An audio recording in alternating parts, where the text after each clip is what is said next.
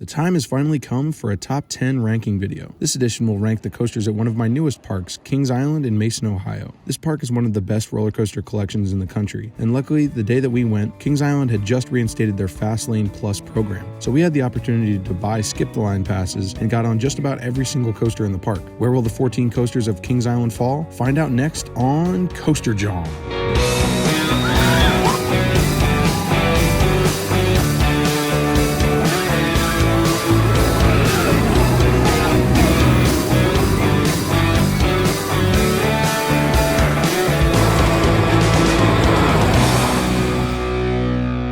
First off, for more lists like this in the future, subscribe to Coaster Jawn and hit that notification bell so you don't miss out. Let me start off by saying what an incredibly beautiful park Kings Island is. The entrance plaza and fountains are amazing. Almost every coaster or themed area has a music soundtrack, and the Eiffel Tower, which serves as the park's centerpiece, can be seen from just about anywhere. Now, I know this is a top 10 video, but I figured I'd mention the 4 coasters that didn't quite make the cut in the top 10. With that said, let's get into the ranking. Number 14, Great Pumpkin Coaster, built by E&F Myler in 1992. This was the lone credit we did not acquire at Kings Island, since you needed a child to ride it, but it's just a kiddie coaster, so we didn't miss much. I have, however, been on many similar E&F Myler kiddie coasters, like Great Chase at Six Flags New England. They're fine rides, not too painful, always worth the credit. However, it's a very short layout, which doesn't do a whole lot, so it belongs at the bottom of this list. Number 13, Flying Ace Aerial Chase, built by Vekoma in 2001. The first of 4 suspended or inverted coasters at Kings Island, this family suspended coaster is often referred to as a hang and bang due to its rough nature causing violent headbanging. I must have gotten a good ride on it because I didn't experience any discomfort at all. It's an okay layout with some decent helixes and turnarounds, but overall it's a pretty weak invert. I preferred Freedom Flyer at Fun Spot America. I gave it a 3 out of 10, which I think is about right for a small-scale family coaster like Flying Ace. It is very fun and a perfect introductory coaster for the little ones, but don't expect big thrills from Flying Ace Aerial Chase. Number 12, Woodstock Express, built by Philadelphia Toboggan Coasters in 1972. The final small-scale family coaster in the Planet Snoopy section is this classic PTC Woody. Woodstock Express was a charming roller coaster on paper, but when it came to actually riding it, well, it was a bit painful. For anyone over 6 feet tall like myself, it's a challenge fitting in the seats designed for children. I had to sit by myself and man-spread my legs just so I didn't smash my knees on the front of the car. Even with a back row ride, the airtime was a bit lacking,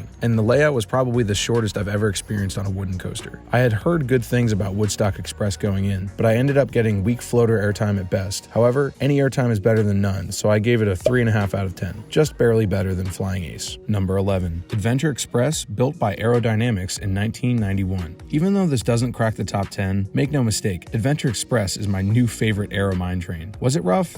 Yes. Was it rickety? Definitely. But when it comes to Aero, as long as there aren't any over-the-shoulder restraints, the roughness isn't really that painful. Adventure Express is my favorite mine train because it's a true terrain coaster, the first of many at Kings Island. It has plenty of tunnels and picks up great speed as you move up and down the hill. Something else that Adventure Express has that many other mine trains don't is theming. I know a lot of people hate the anticlimactic finish coming up the second lift hill, but I actually enjoyed it thoroughly. The giant moving statues make you feel like you're Indiana Jones climbing through the Temple of Doom, and I loved it. Adventure Express is a solid 5.5 out of 10 for me, which is really good for an Aero mine train. Now we've made it to the top 10. Number 10. Backlot Stunt Coaster, built by Premier in 2005. Backlot was the second of 3 clones of the same family-style launch coaster, themed to an action movie, formerly installed by the park's previous owner, Paramount, as The Italian Job. Backlot Stunt Coaster was another coaster at Kings Island, like Adventure Express, which really caught me by surprise. I did not expect such a quick first launch, intense upward helix, and pitch-black tunnel on this ride. That first launch sends you 0 to 40 miles per hour in just 3 seconds. Then you go directly into a triple helix, which sends you up into a small drop, which provides a little bit of airtime, traverse left and right dodging cop cars, hit an overbank turn, another hill, another turn, a shallow drop, and a pop into the second launch track. This launch track allows you to take in the theming, featuring a helicopter, fire effect, and Richard Wagner's Ride of the Valkyries playing. You are then sent into a very long tunnel of unexpected twists and turns, pop back out into the light over another hill, slow down into a turnaround, and then finally hit the brakes. The theming on Backlot Stunt Coaster isn't the most immersive, but props to Paramount and Kings Island for putting in the effort. effort. Backlot also isn't the most intense launch coaster ever built, but for what it is, on such a small plot of land, it really packs a punch that's fun for the whole family. I give Backlot Stunt Coaster a 6 out of 10, and it fits snugly into our number 10 spot. Number 9. Invertigo, built by Vekoma in 1999. These inverted boomerangs are becoming increasingly rare these days, as Invertigo is the only operating inverted boomerang in the country, besides the giant inverted boomerangs at Six Flags New England and Silverwood. Invertigo definitely exceeded my low expectations. It was another Vekoma which I expected to be rough and full of headbanging, but to my surprise, it was actually very smooth and forceful, with little to no discomfort. As all boomerangs do, Invertigo starts off by pulling the train backwards up an angled lift, drops you into a cobra roll, then a vertical loop, up a second lift, and then backwards again. Luckily, I sat in the back row, which then became the front row on the way back down. To me, Invertigo is a 6 out of 10, and therefore one of my favorite boomerangs. Number 8. Flight of Fear, built by Premier in 1996. This indoor spaghetti bowl launch coaster was thrilling to say the least. A clone of another Premier launch coaster I've ridden, Joker's Jinx at Six Flags America, Flight of Fear takes the fear level to another dimension.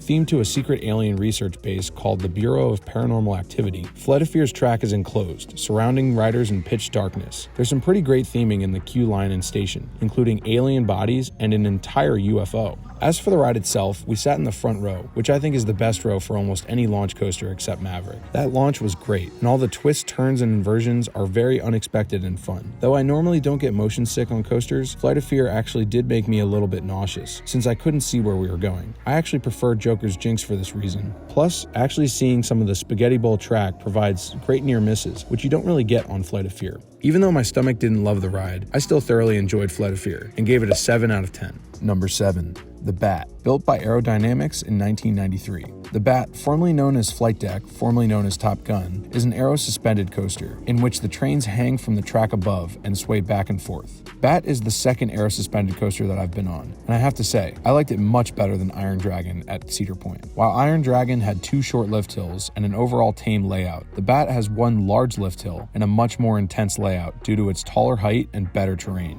The back rows on Bat provide some crazy intense swinging, and even though my group didn't enjoy it very much, I had a blast on the Bat. I could ride this again and again, but the layout is a tiny bit short, so I give the Bat a 7 out of 10. Number 6. Racer, built by Philadelphia Toboggan Coasters in 1972. Racer, a dueling PTC Woody, was a tremendously fun wooden coaster. I didn't expect anything out of Racer going in, and especially now with Orion built right behind it, Racer looks pretty insignificant. But don't let its 88-foot height fool you. Racer is intense, with plenty of airtime moments. The first drop isn't that great, but the low-to-the-ground airtime hills is where this coaster shines. My favorite thing about Racer was the low-to-the-ground speeds and fun moments of aggressive flow-to-airtime. We got rides on both sides of Racer, and I definitely preferred the blue side just because it had better airtime and was smoother, but both sides are still very fun. A weaker part of this ride is the long, drawn-out turnaround. Overall, Kings Island's ride ops are pretty good, but on Racer, they were a little inconsistent with their dispatches, causing some of the trains not to race properly. Regardless, I had a pair of thrilling rides on Racer, and it's definitely one of my favorite PTCs. I give it another 7 out of 10. From a pair of classic Woodies to one of the most iconic wooden coasters in the world is number 5, the Beachz, built in-house by Kings Island in 1979. The Beachz is definitely a polarizing coaster. Some people, like myself, love the aggressive layout traversing through the southwest Ohio wilderness, and others hate the drawn-out drops and giant helixes. I, for one, didn't mind the drawn-out portions of the ride, because the gradual, intense speed, forceful turns, and dark tunnels really made up for it. Yes, the ride was a bit painful, and the lift hills are quite slow, but I love the classic feel this ride had, as you can almost feel the track and supports bending underneath the train.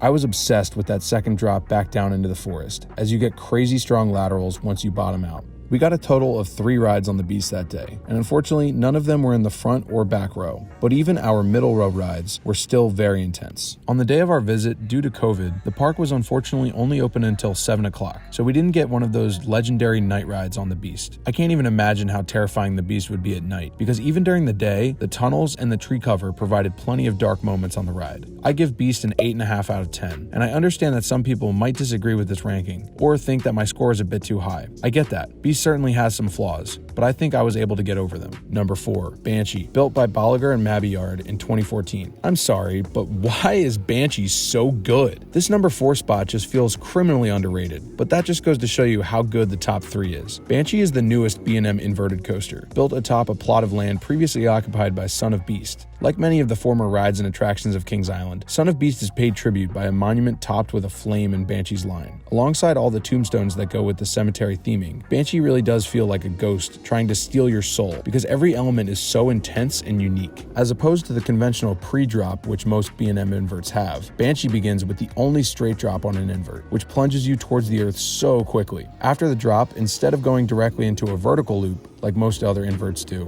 Banshee picks up speed by sending riders through a dive loop and then through the vertical loop. And that vertical loop, my god, has got to be one of the most photogenic elements I've ever seen, wrapping itself around the lift hill. Banshee is just so photogenic in general, with its bright blue supports and maroonish purple track. And not to mention one of my favorite ride signs of all time. It's beautifully terrifying. The rest of the ride sends you back towards the woods, starting off with a 0G roll. Banshee is so unique for elements like the pretzel knot, which is sort of like a pretzel loop combined with a dive loop and an Immelman, and the inline twist, the only one I've ever experienced on a B&M invert. The pretzel knot feels like it's going to tear you limb by limb, and the inline twist provides some unexpectedly slow hang time. I got 2 rides on Banshee, both front and back. After a front row ride, I liked it a lot, but not more than Montu at Busch Gardens Tampa. But after that back row ride, I knew it was my favorite invert. The first drop in the back row was one of the single most intense elements I've ever experienced. And overall, I just loved how wacky and unconventional Banshee is compared to other inverts. It really just stood out above the rest. Banshee is also the only invert to feature vest restraints in the United States, to my knowledge, and they really didn't bother me that much. Some people say Banshee has a rattle, which I did notice slightly, but it didn't bother me at all. I give Banshee a 9.5 out of 10, and my newest queen of B&M inverts is certainly deserving of that number 4 spot.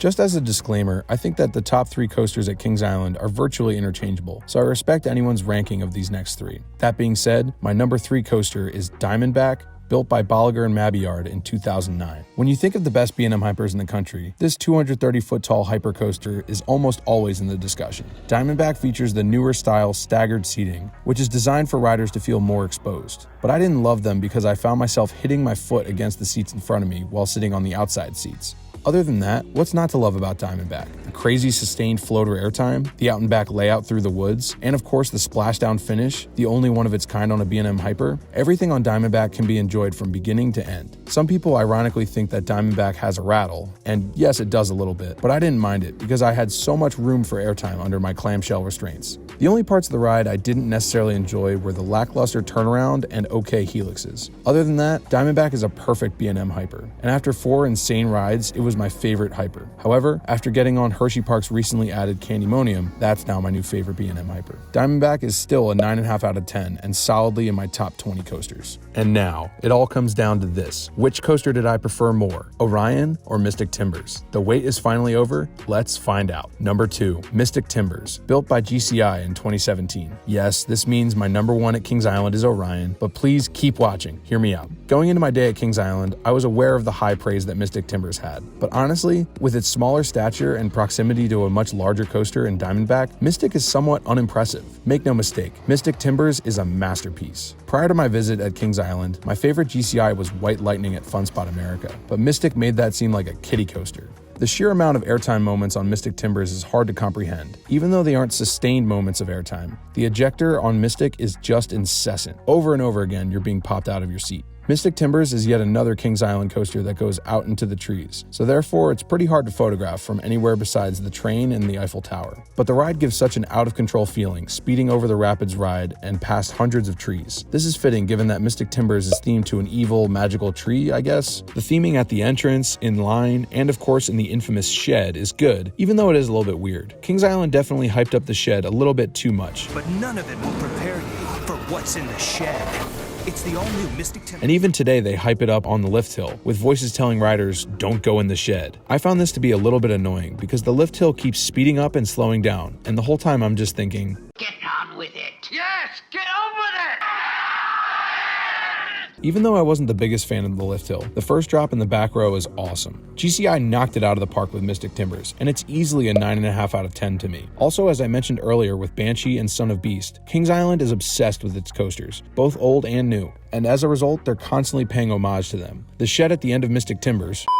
Hello, Jack here. I just wanted to let you know that I'm about to spoil what's in the shed. If you would not like to know what's in the shed, skip ahead to 14 minutes and 55 seconds. If you would like to know, keep watching. This has been a spoiler alert brought to you by Coaster Jawn. As I was saying, the shed features 3 possible creatures on multiple screens. The rarest one is what the ride itself is themed to, that evil tree thing, which after 3 rides we never got to see. But the other 2 creatures are a bat and a snake, which in my opinion are supposed to represent other Kings Island roller coasters in the Bat and Diamondback.